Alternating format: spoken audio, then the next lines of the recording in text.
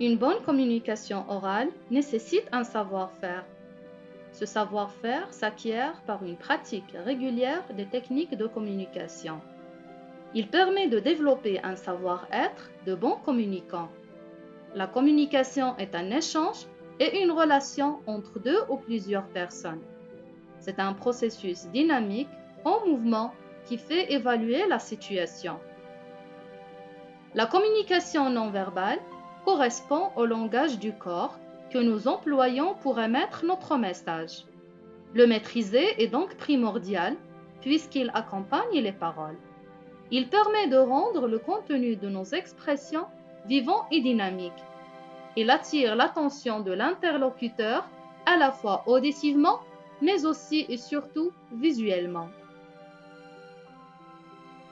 Le langage non verbal peut avoir toute une série d'usages.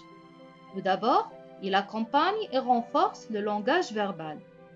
De plus, il met en évidence certains points comme des complices de l'oral.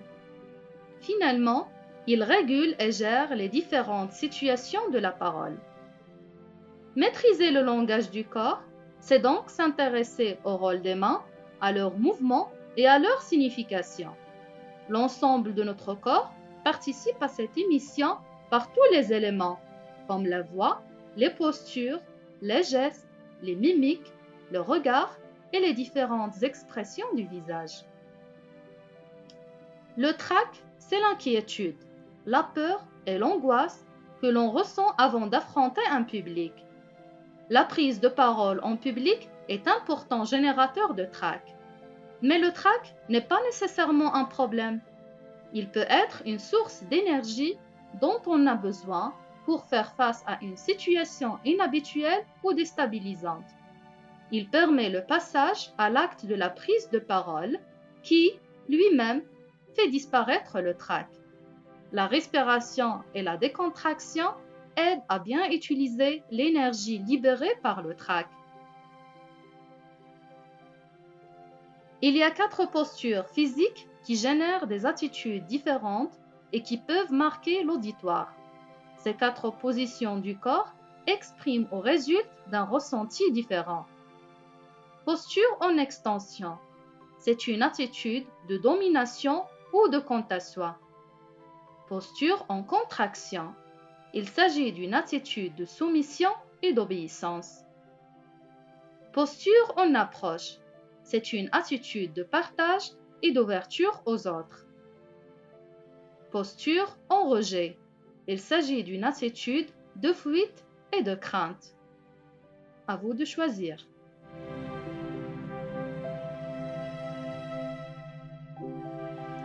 Le visage est mobile et doit le rester. Il traduit nos émotions et chacun sait que l'émotion est le sel de la parole.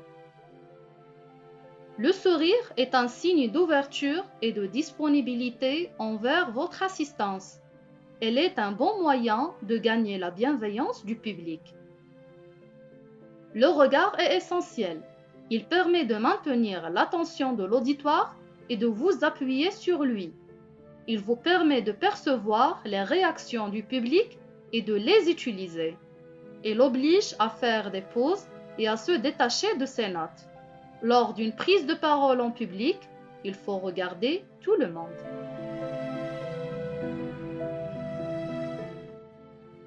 Le timbre, tout comme les empreintes, est propre à chacun et ne varie pas. Il est très utile à un orateur de bien placer sa voix, c'est-à-dire de bien la timbrer. L'intonation, c'est le mouvement mélodique de la voix, caractérisé par des variations de hauteur.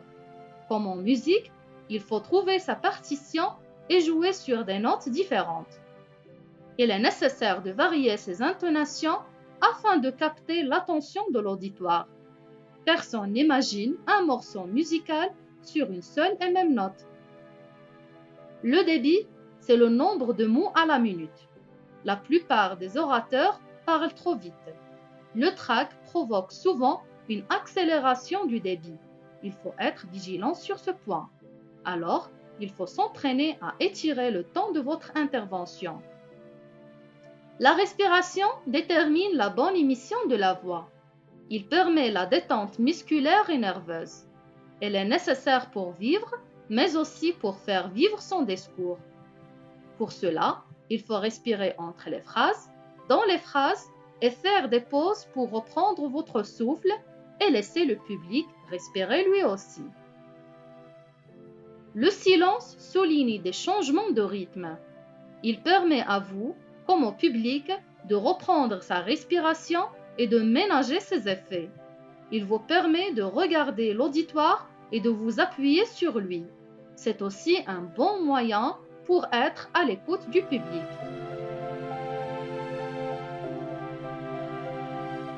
Voici 5 conseils pour améliorer votre expression orale.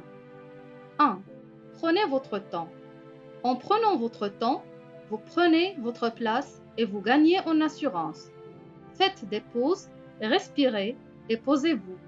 Le silence paraît toujours plus long à l'orateur qu'à celui qui l'écoute. 2. La répétition. La répétition met en évidence l'importance de ce qu'il représente. C'est un moyen de préciser votre intention. De plus, la répétition favorise la mémorisation. 3. Entraînez-vous devant un miroir. Comme pour un sportif, la prise de parole nécessite de s'entraîner et de se préparer. Il s'agit de répéter un texte en plaçant sur chaque mot un geste, une expression, en exagérant au maximum. Au fur et à mesure, le texte est mémorisé avec les gestes et ces derniers deviennent plus naturels. 4. L'automotivation. Le spectacle C'est moi est un concept basé sur la pensée positive qui donne une bonne image de soi. Vous êtes le vecteur du discours. Votre présence est une valeur ajoutée. Ne vous cachez pas derrière votre texte ou derrière vos transparents. Vous devez imposer votre présence et accepter les regards qui se posent sur vous. 5. L'écoute quotidienne du français. La régularité de la pratique est la clé de toute réussite. Écoutez activement un peu de français tous les jours. Plus que ça, vous devez être actif et aller à la rencontre de personnes avec qui parler en français. Finalement, sachez que si l'on n'est pas convaincu de ce que l'on dit, notre interlocuteur se rend compte d'une incohérence entre les messages délivrés et il aura tendance à croire ce que lui dit notre corps, c'est-à-dire ce que nous pensons vraiment.